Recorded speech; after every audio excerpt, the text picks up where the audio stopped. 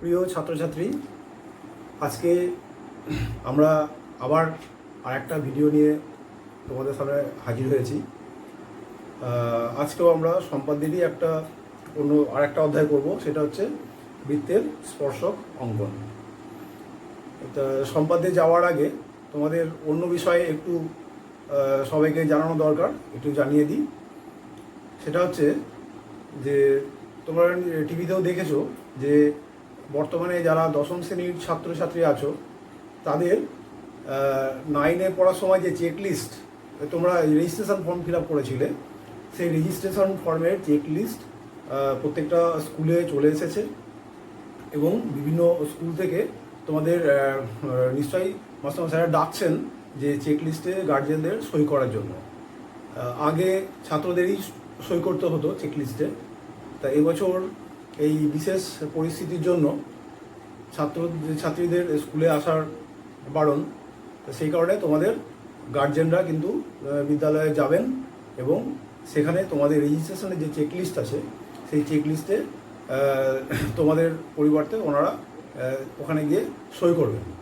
কিন্তু এটা শুধু সই করার জন্যই নয়, চেকলিস্ট অর্থ কি ভালো করে চেক করে দেখে নেওয়া। তা আগে ওখানে যে তথ্যগুলো আছে সেই তথ্যগুলো তোমাদের আগে থেকে কিন্তু ঠিকঠাক নিয়ে যেতে হবে। তথ্য বলতে কিছুই না, তোমাদের নামের স্পেলিং ঠিক আছে কিনা, বা ফাদার্স নামের স্পেলিং ঠিক আছে কিনা, মাদার্স নেম এবং ডেট অফ বার্থ, এই চারটে ফিল্ড ওখানে প্রধানত দেখা হয়। তো এই চারটে বানানগুলো এবং তোমাদের জন্ম তারিখ, এই জিনিসগুলো সব ঠিকঠাক আছে কিনা এগুলো আগে থেকে দেখে নিয়ে গেলে তাহলে ওখানে গিয়ে চেক করতে সুবিধা হবে। তা এই কাজটা বর্তমানে নিশ্চয়ই আগস্ট মাস জুড়ে চলবে আশা করা যায়। তা গার্জেনদের কিন্তু সবাইকে বলবে যে স্কুলে গিয়ে যেমন যে স্কুলে যেমন তারিখ দেবে আর কি, সেই মতো সবাই সেই চেকলিস্টে গিয়ে যেন সই করে আসে। তা যাই হোক, আমি আবার পড়াশোনায় ফিরে আসি। তা বৃত্তের স্পর্শক অঙ্কন আমরা আজকে শুরু করব। তাহলে আমরা এখন চলে এসেছি বৃত্তের স্পর্শক অঙ্কন এই অধ্যায়ে। সবার আগে যেটা দরকার সেটা হচ্ছে আগে বৃত্তটা আঁকতে হবে। বৃত্ত আঁকতে গেলে তোমরা জানো যে বৃত্তের একটা কেন্দ্র দেওয়া থাকবে, ব্যাসার্ধ দেওয়া থাকবে, সেই মাপ অনুযায়ী এখানে মেনলি ব্যাসার্ধই দেওয়া থাকবে। তো ব্যাসার্ধ মাপ অনুযায়ী আগে বৃত্তটা এঁকে নিতে হবে। তা আমি প্রথমে যে কোনো বৃত্ত নিয়ে আগে তোমাদের এটা এঁকে দেখাচ্ছি, তারপরে আমরা কোষে দেখিতে যেগুলো আছে ওগুলো আলোচনা করব। তা প্রথমে আমরা যে কোনো একটা বৃত্ত নিচ্ছি এবং সেই বৃত্তের স্পর্শক আঁকবো। তা বৃত্তের স্পর্শক দু ধরনের হয়। একটা হচ্ছে বৃত্তের উপরের কোনো বিন্দুতে স্পর্শক, এ ধরো বৃত্তের উপরে একটা বিন্দু আছে, এই বিন্দুতে এরকমভাবে আমরা একটা স্পর্শক আঁকতে পারি। আর আরেকটা হচ্ছে বৃত্তের বাইরে কোনো বিন্দু আছে,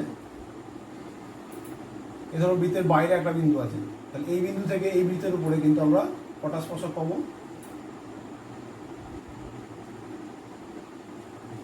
এরকম দুটো, বাইরে একটা বিন্দু থেকে কিন্তু আমরা এভাবে বৃত্তের উপরে দুটো স্পর্শক আঁকতে পারবো। ঠিক আছে, তা আমরা প্রথমে বৃত্তের উপরের একটা বিন্দু থেকে বৃত্তের স্পর্শক আঁকবো এবং পরে বাইরের বিন্দু নিয়ে এইভাবে দুটো স্পর্শক যেটা পাওয়া যাবে সেই দুটো স্পর্শক আঁকবো। প্রথমে দেখো, একটা যে কোনো বৃত্ত একটা নেওয়া হয়েছে, কেন্দ্র আছে বৃত্তটার এখানে। তা আমরা বৃত্তের উপরে ধরো এখানে এই বিন্দুটায় আমরা এই বৃত্তটার একটা স্পর্শক আঁকবো। এখানে দেওয়া আছে ধরো এই বিন্দুতে ও কেন্দ্র বিশিষ্ট বৃত্তের একটা স্পর্শক আঁকতে হবে। তা আমরা এখানে যে ধর্মটা কাজে লাগাবো সেটা হচ্ছে বৃত্তের ব্যাসার্ধ এবং ওই স্পর্শকের ব্যাসার্ধ এবং স্পর্শক কোনো বিন্দুতে এরা কী থাকে, পরস্পর লম্বভাবে থাকে, তাই না? এই কোণটা 90 ডিগ্রি হয়। ব্যাসার্ধ, স্পর্শবিন্দুগামী ব্যাসার্ধ এবং ওই স্পর্শক এরা পরস্পর লম্বভাবে থাকে। এই ধর্মটা আমরা কিন্তু এখানে কাজে লাগাবো। তাহলে এখানে আমরা যদি ওয়ে যোগ করলে কী পাবো? একটা ব্যাসার্ধ পাবো। তাহলে ওয়ে আমরা যোগ করলাম স্কেল বসিয়ে, অবশ্যই স্কেল বসিয়ে করবে। তাহলে ওয়ে যোগ করলাম। তাহলে আমরা যদি ওয়ের একটা লম্ব সমকোণ এখানে এঁকে দিতে পারি, সমকোণ, তাহলে কিন্তু ওটা এই বিন্দুতে স্পর্শক হয়ে যাবে, কারণ ওয়েটা হচ্ছে লম্ব যদি আমরা আঁকতে পারি। ঠিক আছে, তাহলে আমরা লম্ব আঁকার এই বিন্দুতে ওয়ের উপর লম্ব আঁকা বা 90 ডিগ্রি একটা কোণ আঁকা, এটা আমরা সবাই জানি কীরকমভাবে আঁকতে হয়।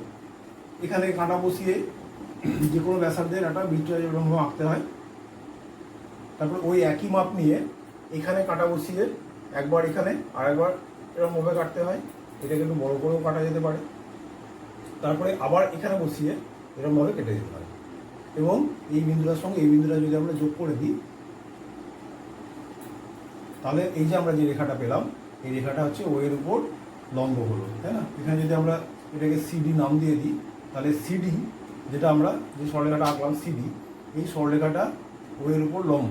তার মানে এই বিন্দুতে সিডি একটা স্পর্শক, যে বিন্দুটা বৃত্তটা আমরা এঁকেছিলাম সেই বৃত্তের একটা স্পর্শক আমরা আঁকলাম এই বিন্দুতে, যেটা হচ্ছে সিডি। আচ্ছা, এবার আমরা বৃত্তের বাইরের কোনো বিন্দু থেকে কীভাবে স্পর্শক আঁকা যায় সেটা আমরা এখানে শিখব। এখানে দেখতে পাচ্ছ ও কেন্দ্র বিশিষ্ট একটা বৃত্ত আছে এবং ও এই বিন্দু একটা বাইরে, বৃত্তের বাইরে একটা এ বিন্দু আছে। এখানে তোমাকে বলে দিতে পারে যে কেন্দ্র থেকে এত সেন্টিমিটার দূরে একটা বিন্দু নাও এবং সেই বিন্দু থেকে বৃত্তের দুটি স্পর্শক অঙ্কন করো। যাই হোক, আমরা এখানে যে কোনো মাপ নিয়ে করেছি, কোনো নির্দিষ্ট মাপ নেই। তাহলে আমরা এখানে ও কেন্দ্র বিশিষ্ট বৃত্তের এ বিন্দু থেকে দুটো স্পর্শক আঁকবো। তাহলে প্রথমে আমাদের কাজ হচ্ছে এই ওয়েটা আমরা যোগ করে দেবো। স্কেল বসিয়ে অবশ্যই ওয়ে যোগ করলাম, ঠিক আছে? এবং এরপরে ওয়েকে আমাদের লম্ব সমদ্বিখণ্ডক আঁকতে হবে। লম্ব সমদ্বিখণ্ডক আঁকার যে নিয়ম, অর্ধেকের বেশি ব্যাসার্ধ নিয়ে এরকমভাবে উপর নিচে দুটো বৃত্তচাপ আঁকতে হবে এবং ওই একই মাপ নিয়ে এ বিন্দুতে কাঁটা বসিয়ে এরকমভাবে দুটো বৃত্তচাপ আঁকতে হবে। এবং আমরা যদি এটা যোগ করে দিই তাহলে এটা আমরা পেয়ে গেলাম হচ্ছে ও এর মধ্যবিন্দু, ঠিক আছে? এবার এইখানে আমরা যদি কাঁটা বসাই এবং এই মাপ নিয়ে যদি আমরা একটা বৃত্তচাপ আঁকি, তাহলে কিন্তু সেটা কিন্তু ও বিন্দু দিয়েও যাবে, কারণ কি এটা হচ্ছে মধ্যবিন্দু, তাই না? তাহলে আমরা সেই কাজটাই করবো। এখানে কাঁটা বসিয়ে এই মাপ নিয়ে এরকমভাবে একটা বৃত্ত আঁকবো। প্রথমে অর্ধেকটা এগিয়ে দেখাচ্ছি। তাহলে এই যে বৃত্ত আঁকলাম, ওই বৃত্তটা এখানে যে বিন্দুতে ছেদ করলো, আমাদের যে বৃত্ত আছে সেইটা হচ্ছে আমাদের স্পর্শবিন্দু, ঠিক আছে? তাহলে আমরা স্পর্শবিন্দু এখানে পেয়ে গেলাম। এখন স্পর্শক হচ্ছে একটা নির্দিষ্ট সরলরেখা। সেই নির্দিষ্ট যে কোনো নির্দিষ্ট সরলরেখা আঁকতে গেলে অন্তত কটা বিন্দু দরকার? দুটো বিন্দু, তাই না? কাজে এখানে একটা বিন্দু এটা আর একটা বিন্দু এটা, আমরা দুটো বিন্দু পেয়ে গেলাম। তাহলে আমরা যদি স্কেল বসিয়ে এই বিন্দু দুটোকে যোগ করে দিই, তাহলে কিন্তু আমরা যেটা পাবো সেটা হচ্ছে এই বিন্দু থেকে এই এপি হলো একটা এই বৃত্তের একটা স্পর্শক, ঠিক আছে? এখন এই বিন্দু থেকে তো আমরা জানি কটা স্পর্শক আছে, এই বিন্দু থেকে আমরা দুটো স্পর্শক করতে পারবো, তাই না? সেই আর একটা স্পর্শক তাহলে কী করে পাবো? এই যে আমরা বৃত্তটা কমপ্লিট করিনি, এই বৃত্তটাকে যদি আমরা এইভাবে কমপ্লিট করি, পুরোটা আঁকি,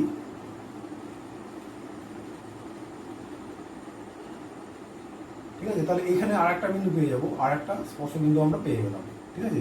একই রকমভাবে যদি আমরা কিউ বিন্দু আর এ বিন্দু যদি যোগ করে দিই, তাহলে আমরা আর একটা স্পর্শকও পেয়ে যাব, ঠিক আছে?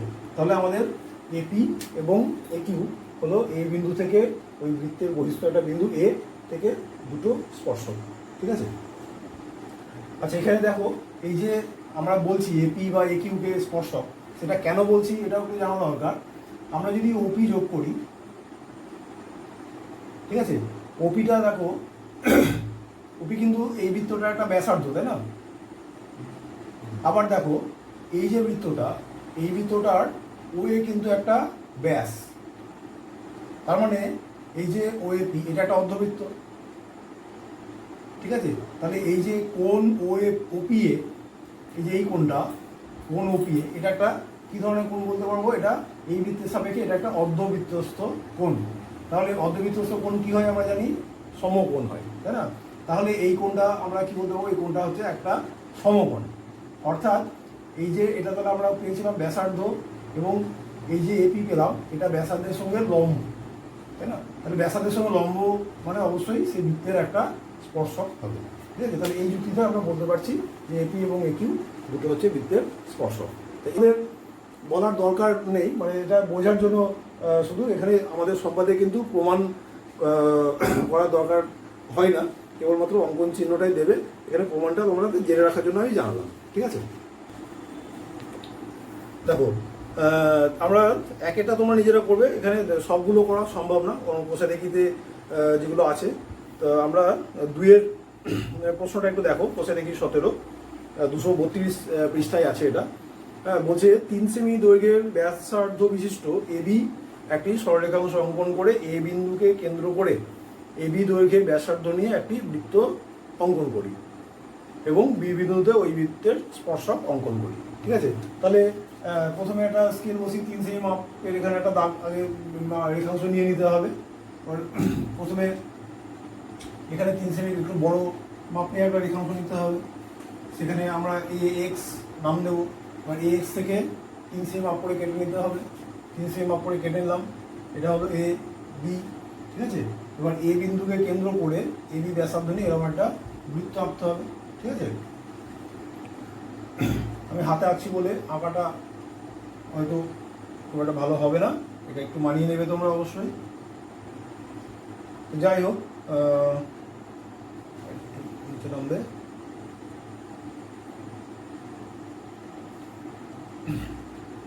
এটা তোমাদের বৃত্ত একটু কল্পনা করে নিতে হবে কষ্ট করে। যাই হোক, এখানে বি বিন্দুতে আমাদের কাজ হচ্ছে বি বিন্দুতে একটা স্পর্শক আঁকা, এই বৃত্তের স্পর্শক আঁকতে হবে বি বিন্দু। তাহলে আমরা যেখানে যেভাবে দেখালাম এখানে বি বিন্দুতে একটা আমাদের 90 ডিগ্রি কোণ আঁকতে হবে। সেই কোণ আঁকার যে নিয়ম, এখানে কম্পাসের কাঁটা বসিয়ে যে কোনো মাপ নিয়ে একটা বৃত্তচাপ নেব, ওই একই মাপ নিয়ে এরকমভাবে দুটো বৃত্তচাপ নেব এবং এখানে বসিয়ে এভাবে কেটে দেবো, এটা যোগ করে দেবো। তাহলে যেটা পাবো রেখাংশ এটাই হলো, এটাকে পি কিউ নাম দিয়ে দিতে পারো। ঠিক আছে, তাহলে পি কিউ হলো বি বিন্দুতে প্রদত্ত বৃত্তের একটা স্পর্শক। ঠিক আছে, আচ্ছা এখানে কিন্তু পুরো কমপ্লিট হয়ে যাওয়ার পরে লাস্টে কিন্তু যেটা চেয়েছে এটা কিন্তু অবশ্যই লিখে দিতে হবে যে পি কিউ হলো উদ্দিষ্ট স্পর্শক। তোমার প্রশ্ন ছিল কি যে বি বিন্দুতে একটা স্পর্শক আঁকো, তাহলে তোমার উত্তর কোনটা হবে? এই পি কিউ এটা। তাহলে ছবিতে যেটা আঁকলে যে এইটা যে উত্তর এখানকার মধ্যে, সেই উত্তরটা কিন্তু অবশ্যই লাস্টে লিখতে হবে যে পি কিউ হলো উদ্দিষ্ট স্পর্শক। ঠিক আছে, 4 নম্বর প্রশ্নের উত্তরটা দেখো। বলছে 2.8 সেমি দৈর্ঘ্যের ব্যাসার্ধ বিশিষ্ট একটি বৃত্ত অঙ্কন করি। বৃত্তের কেন্দ্র থেকে 7.5 সেন্টিমিটার দূরে একটি বিন্দু নিই। ওই বহিস্থ বিন্দু থেকে বৃত্তের দুটি স্পর্শক অঙ্কন করি। ঠিক আছে, তাহলে এখানে আমরা প্রথমে মাপ নিয়ে নিয়েছি একটা 2.8 সেমি এবং 7.5 সেমি। তাহলে প্রথম কাজ হচ্ছে এই মাপ নিয়ে একটা বৃত্ত আঁকতে হবে। ঠিক আছে, তাহলে আমরা কম্পাস বসিয়ে আমরা এই মাপটা নিয়ে নেব এবং ওই একই মাপ নিয়ে এখানে কেন্দ্র তো নির্দিষ্ট করে কিছু বলার নেই, যে কোনো একটা কেন্দ্র নিয়ে আমরা ওই যে মাপ নিয়েছি 2.8 সেমি, সেই 2.8 সেমি মাপ নিয়ে এরকম একটা বৃত্ত এঁকে দেবো। ঠিক আছে, এবার এখান থেকে 7.5 সেমি মাপটা নিয়ে নেব, কেন্দ্র থেকে 7.5 সেমি দূরে এরকমভাবে দাগ দিয়ে নেব এবং এটাও আমরা স্কেল দিয়ে যোগ করে নেব। তাহলে আমরা এই যে পেলাম এটা হচ্ছে 7.5 সেমি মাপও পেয়ে গেলাম। এবার আমাদের এইখান থেকে এই বৃত্তে যে দুটো স্পর্শক আছে সেটা আঁকতে হবে। সেটা আঁকার জন্য আমাদের যে পদ্ধতি, প্রথমে এই যে রেখাংশটা আছে এটাকে আমাদের সমদ্বিখণ্ড, লম্ব সমদ্বিখণ্ড আঁকতে হবে। এরকমভাবে দুটো বৃত্তচাপ এভাবে নিয়ে এটা আমরা যোগ করে দিলে আমরা এই যেটা পেলাম এটা হচ্ছে একটা লম্ব সমদ্বিখণ্ড। এবার এখানে কম্পাসের কাঁটা বসিয়ে এই ব্যাসার্ধ নিয়ে যদি আমরা একটা বৃত্ত আঁকি তাহলে সেই বৃত্তটা এরকমভাবে হবে। ঠিক আছে, এখানে দুটো স্পর্শকে আঁকতে বলেছে, সেই জন্য গোটা বৃত্তটাকে আমাদের কমপ্লিট করতে হবে। এটা হলো, তাহলে আমরা স্পর্শবিন্দু কিন্তু এখানে পেয়ে গেলাম, এই একটা স্পর্শবিন্দু আর এই আর একটা স্পর্শবিন্দু। ঠিক আছে, এবার এই বিন্দুটার সঙ্গে এই বিন্দুটা আমরা যদি যোগ করে দিই তাহলে একটা স্পর্শক হলো। আবার এই বিন্দুটার সঙ্গে এই কিউ বিন্দু যদি আমরা যোগ করে দিই তাহলে আর একটা স্পর্শক আমরা পেলাম। এখানে অঙ্কন চিহ্নগুলো অবশ্যই দেবে, বিন্দুগুলোর নামও অবশ্যই দিতে হবে। ঠিক আছে, তাহলে আমরা যেটা পেলাম এপি এবং এ কিউ। ঠিক আছে, এখানে উত্তর তাহলে লিখতে হবে যে এপি এবং এ কিউ হলো উদ্দিষ্ট স্পর্শক। ঠিক আছে, আচ্ছা 5 প্রশ্নটা দেখো। আচ্ছা আমি কিন্তু এবার একটু সংক্ষেপে করতে চাইছি সময়টা বাঁচানোর জন্য। প্রশ্নটা তোমরা একটু বই থেকে দেখে নেবে, আর এখানে আমি আঁকাটাও আগে থেকে করে রাখছি যাতে সময়টা আমার একটু বেঁচে যায়। এখানে দেখো বলেছে ও কেন্দ্রবৃত্তের একটা পি কিউ জ্যা আছে, ওই জ্যায়ের পি এবং কিউ বিন্দুতে দুটো স্পর্শক আঁকতে হবে। তাহলে আমরা ও কেন্দ্রবৃত্ত নিয়েছি, কোনো মাপ নিয়েছি, যে কোনো মাপ নিয়েই করতে হবে, আগে থেকে কোনো মাপ নেওয়ার দরকার নেই। তাহলে ও কেন্দ্রবৃত্ত নিয়েছি এবং পি কিউ একটা জ্যা নেওয়া হয়েছে, আমরা ওপি এবং ও কিউ যোগ করেছি, এই দুটো আমরা ব্যাসার্ধ। তাহলে পি বিন্দুতে স্পর্শক পেতে গেলে এই ব্যাসার্ধের লম্ব আঁকতে হবে, ব্যাসার্ধের সঙ্গে একটা লম্ব সরলরেখা আঁকতে হবে। ঠিক আছে, তাহলে পি বিন্দু থেকে আমরা একটা সমকোণ এভাবে এঁকেছি।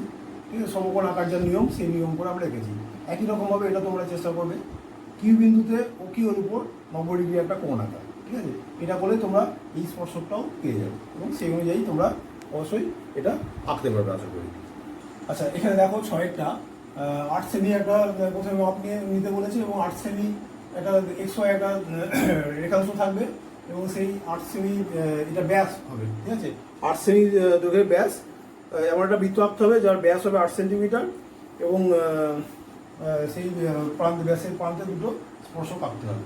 হ্যাঁ, তো যাই হোক, এখানে আমরা প্রথমে 8 সেমি মাপ করে একটা বড় রেখাংশ নিয়েছি। 8 সেমি মাপ করে এখানে কেটে নেওয়া হয়েছে এবং এই যে এটাকে ব্যাস করে আঁকতে গেলে আমার কি দরকার, এটার মধ্যবিন্দু দরকার, তাই না? তাহলে আমরা লম্ব সমদ্বিখণ্ড এঁকেছি যাতে মধ্যবিন্দুটা পাই, তাহলে বৃত্তের কেন্দ্র পেয়ে গেলাম। এবার এই মাপ নিয়ে এরকমভাবে বৃত্তটা এঁকে নিয়েছি। ঠিক আছে, তাহলে বৃত্ত পেয়ে গেলাম। এবার এই বিন্দুতে আর এই ওয়াই বিন্দুতে আমাদের স্পর্শকটা আঁকতে হবে।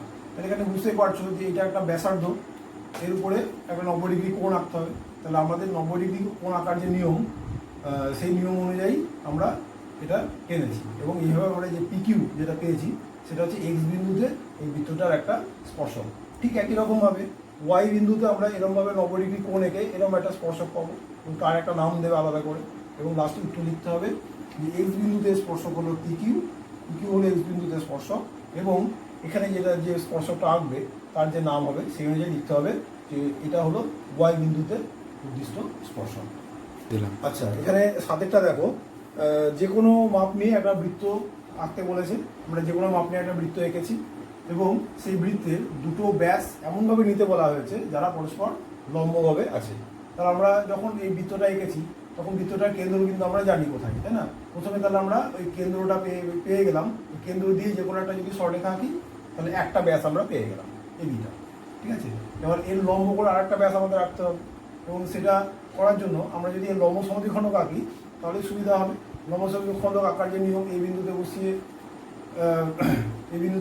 যে কোনো বৃত্তটা বা বিন্দুতে বসিয়ে ওই একই মাপ নিয়ে বসালে এটা আমরা পেয়ে যাব। ঠিক আছে, তাহলে এইভাবে আমরা কিন্তু আর একটা ব্যাসও পেয়ে গেলাম। তাহলে আমাদের দুটো পরস্পর লম্বভাবে অবস্থিত এমন দুটো ব্যাস আমরা পেয়ে গেলাম। এবার এই ব্যাসের প্রান্ত বিন্দুগুলোতে স্পর্শক আঁকতে হবে। আমরা দেখো একটা করেছি, বি বিন্দুতে এঁকেছি 90 ডিগ্রি একটা কোণ যেমনভাবে আঁকে সেরকমভাবে আমরা কিন্তু বি বিন্দুতে একটা স্পর্শক এখানে আঁকতে পেরেছি। ঠিক একই রকমভাবে এই সি বিন্দুতে আর একটা স্পর্শক আঁকতে পারবে, এরকমভাবে যাবে। ঠিক আছে, সি বিন্দুতে 90 ডিগ্রি কোণ যেভাবে আঁকে সেরকমভাবে আর একটা পাবে। এ বিন্দুতেও এরকমভাবে 90 ডিগ্রি কোণ এঁকে পাবে, ডি বিন্দুতেও তাই। ঠিক আছে, তাহলে আমি আর এগুলো আঁকছি না, আমি এখানে এঁকে দেখাচ্ছি যে এই যে স্পর্শকগুলো আমরা আঁকবো, যদি আঁকি আর কি, তাহলে বলেছে যে এই স্পর্শকগুলো দিয়ে কী ধরনের চতুর্ভুজ তৈরি হচ্ছে।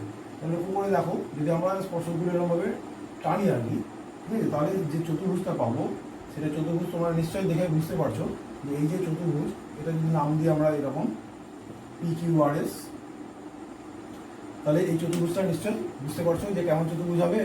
এটা চতুর্ভুজটা হবে একটা বর্গক্ষেত্র। ঠিক আছে, তাহলে এটা লিখবে চারটে স্পর্শক, কী চারটে স্পর্শক আঁকলে PQ, QR, RS এবং SP, এটা হলো চারটে স্পর্শক এবং এই চারটে স্পর্শক দিয়ে যে চতুর্ভুজটা গঠিত হয়েছে সেই চতুর্ভুজটা একটা বর্গক্ষেত্র হবে। এই পুরোটাই কিন্তু উত্তর হিসাবে লিখতে হবে। আচ্ছা, এবার 8এর প্রশ্নটা দেখো, বলেছে 5 সেমি দৈর্ঘ্য বিশিষ্ট একটা সমবাহু ত্রিভুজ ABC অঙ্কন করে ত্রিভুজ ABC এর পরিবৃত্ত আঁকি এবং সেই পরিবৃত্তের শীর্ষবিন্দুতে ওই বৃত্তটার উপরে স্পর্শক আঁকি। ঠিক আছে, তাহলে আমরা প্রথমে 5 সেমি মাপ করে একটা দাগ এখানে নিয়ে নিয়েছি। প্রথমে আগে ত্রিভুজটা আঁকতে হবে, ধাপে ধাপে কীরকমভাবে আঁকা হয়েছে সেটা একটু লক্ষ্য করো। প্রথমে 5 সেমি এই দাগটা নিলাম, তারপরে এখানে 5 সেমি বড় মাপ নিয়ে একটা সরলরেখা টেনে নিলাম। এবার এখানে কম্পাস বসিয়ে 5 সেমি মাপ করে এখানে কেটে নিয়েছি আর এখানে কেটে নিয়েছি। ঠিক আছে, ওই একই 5 সেমি মাপ নিয়ে এইখানে কম্পাস বসিয়ে এইখানে কেটে নিয়েছি এবং এইভাবে আমরা প্রথমে ABC যে সমবাহু ত্রিভুজ বলেছে এই সমবাহু ত্রিভুজটা আমরা পেয়েছি। এরপরে এই ABC ত্রিভুজের একটা পরিবৃত্ত আঁকতে হবে। পরিবৃত্ত আমরা এর আগে করেছি। পরিবৃত্ত আঁকার হচ্ছে যে কোনো বাহুর লম্ব সমদ্বিখণ্ডক আঁকতে হয়। ঠিক আছে, যেহেতু এটা সমবাহু ত্রিভুজ সেই জন্য এই লম্ব সমদ্বিখণ্ডক এটা কিন্তু বিপরীত শীর্ষ দিয়ে যাবে। ঠিক আছে, তো যাই হোক, লম্ব সমদ্বিখণ্ডক আঁকার যে নিয়ম সেই নিয়ম আমরা অবলম্বন করে এখানে AB বাহুর লম্ব সমদ্বিখণ্ডক এটা, আর এটা হচ্ছে BC বাহুর লম্ব সমদ্বিখণ্ডক। ওরা যে বিন্দুতে ছেদ করবে সেটা হয়ে গেল পরিকেন্দ্র, ঠিক আছে। আর এটা তো হচ্ছে আমাদের পরিব্যাসার্ধ এও, ঠিক আছে। তাহলে এই এও পরিব্যাসার্ধ নিয়ে এইভাবে আমরা বৃত্তটাকে এঁকে ফেলেছি, ও বিন্দুতে কম্পাস বসিয়ে এইভাবে বৃত্তটাকে এঁকে ফেলেছি, ঠিক আছে। তাহলে পরিবৃত্ত আমাদের আঁকা হয়ে গেল। এবার কি কাজ করে থাকছে, এ বি এবং সি এই বিন্দুতে এই যে বৃত্তটা এঁকেছে এই বৃত্তের স্পর্শক আঁকতে হবে, ঠিক আছে। তাহলে দেখো এও তো আমাদের স্পর্শবিন্দু হয়ে ব্যাসার্ধ, তাই না, এও। তাহলে এর উপরে আমাদের 90 ডিগ্রি কোণ আঁকতে হবে। 90 ডিগ্রি কোণ আঁকার যে নিয়ম, সেই নিয়ম অবলম্বন করে আমরা এখানে একটা 90 ডিগ্রি কোণ এঁকে ফেলেছি। তাহলে এই যে রেখাংশটা এঁকেছি এটা হচ্ছে আমাদের এই বিন্দুতে এই বৃত্তটার একটা স্পর্শক। ঠিক একই রকমভাবে আমরা বি বিন্দুতেও স্পর্শক আঁকতে গেলে এটা যোগ করতে হবে, যেহেতু ব্যাসার্ধ নেই বিও যোগ করতে হবে, এবং বিও যোগ করে বিওর উপরে যদি 90 ডিগ্রি একটা কোণ আঁকো তাহলে বিও আমরা যোগ করলাম এবং এর উপর 90 ডিগ্রি কোণ এঁকে আমরা এরকম একটা স্পর্শক আঁকতে পারবো, ঠিক আছে।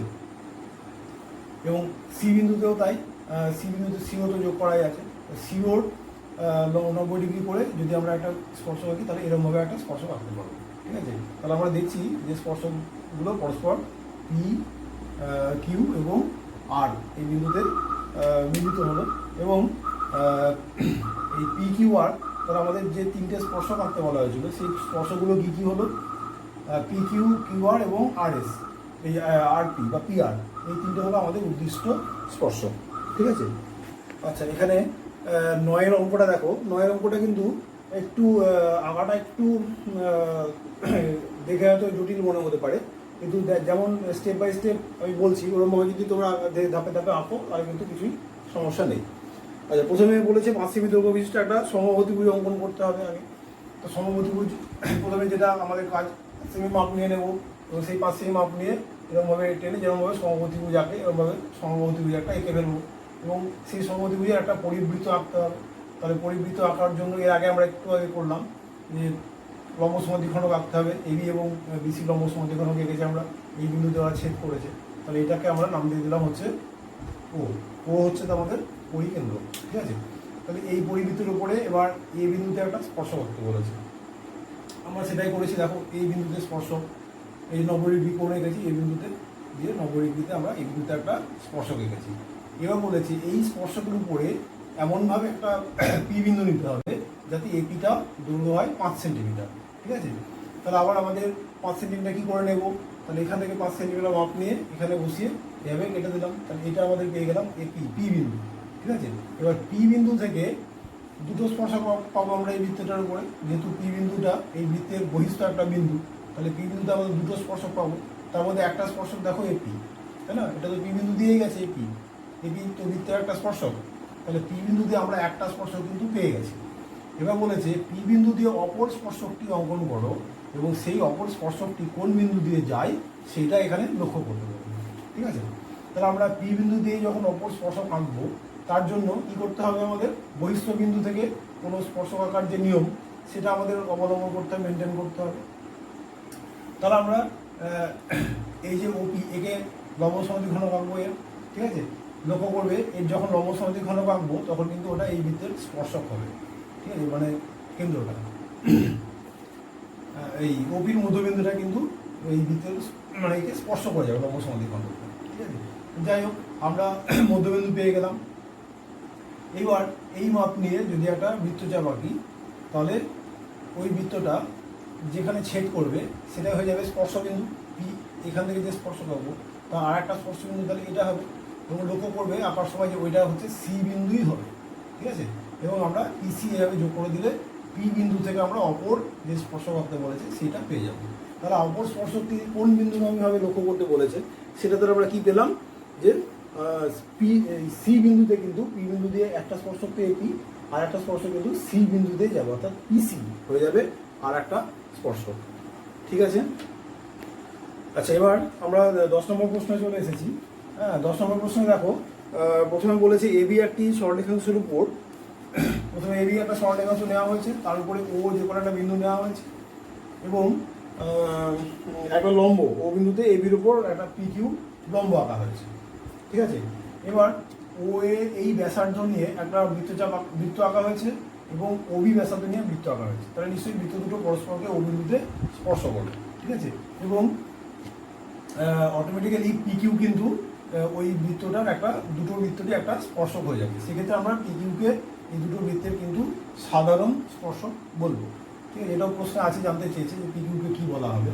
তাহলে এখানে যেহেতু পিকিউটা দুটো বৃত্তেরই স্পর্শক, তাহলে পিকিউ হলো একটা সাধারণ স্পর্শক। যাই হোক, এবার আমাদের যেটা করতে হবে সেটা হচ্ছে পি বিন্দুতে এই বৃত্তটারও আর একটা স্পর্শক থাকবে। পি বিন্দুতে দেখো একটা তো পিকিউ স্পর্শক এই বিন্দুটার ক্ষেত্রে, এই বৃত্তটার ক্ষেত্রে, তাহলে আর একটা স্পর্শক থাকবে পি বিন্দুতে, সেইটা আঁকতে হবে। এবং পি বিন্দুতে এই বৃত্তেরও আর একটা স্পর্শক থাকবে, সেইটা আমাদের আঁকতে হবে। তাহলে এটা আঁকার জন্য আমাদের যেটা করণীয় সেটা হচ্ছে প্রথমে এপি যোগ করব, এপিকে লম্ব সমদ্বিকরণ আঁকবো, এপির মধ্যবিন্দু পাবো এপি, এবং এটাকে কেন্দ্র করে এইভাবে আমরা যদি বৃত্তচাপ আঁকি, এই বৃত্তটা পুরোটা না আঁকলেও হয়, আমার স্পর্শবিন্দুটা দরকার, শুধু যদি স্পর্শবিন্দুটা আঁকবো তাহলেও হবে, দেখতে ভালো লাগে বলে একটা আঁকা হয়। যাই হোক, এইভাবে আমরা যদি এটাকে কেটে দিই তাহলে আমরা স্পর্শবিন্দু পেয়ে যাচ্ছি। এবং এই যে স্পর্শবিন্দু যেটা পেলাম তার সঙ্গে এটা যোগ করে দিলে আমরা এই একটা ধরো লম্ব পেয়ে গেলাম, একটা পিএস নাম দিলাম। একই রকমভাবে পিবিকেও লম্ব সমদ্বিখণ্ডক আঁকবো।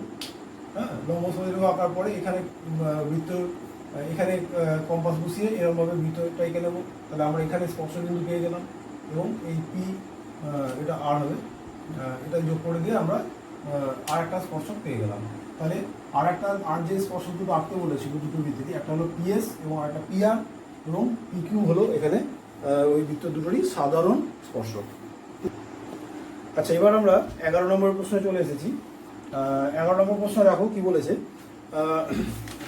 ও কেন্দ্রীয় বৃত্তের উপর পি একটি বিন্দু, একটা প্রথমে ও কেন্দ্রীয় যে কোনো মাপের একটা বৃত্ত নেওয়া হয়েছে, সেই বৃত্তের উপরে পি যে কোনো একটা বিন্দু নেওয়া হয়েছে এবং পি বিন্দুতে একটা স্পর্শক আঁকা হয়েছে। পি বিন্দুতে স্পর্শক আঁকার জন্য যে নিয়ম, ওপি যোগ করে ওপির উপরে 90 ডিগ্রি একটা কোণ এঁকে আমরা এইভাবে যোগ করে দিয়ে এই লাইনটা পেয়েছি, এটা হচ্ছে স্পর্শক পি বিন্দুতে, ঠিক আছে।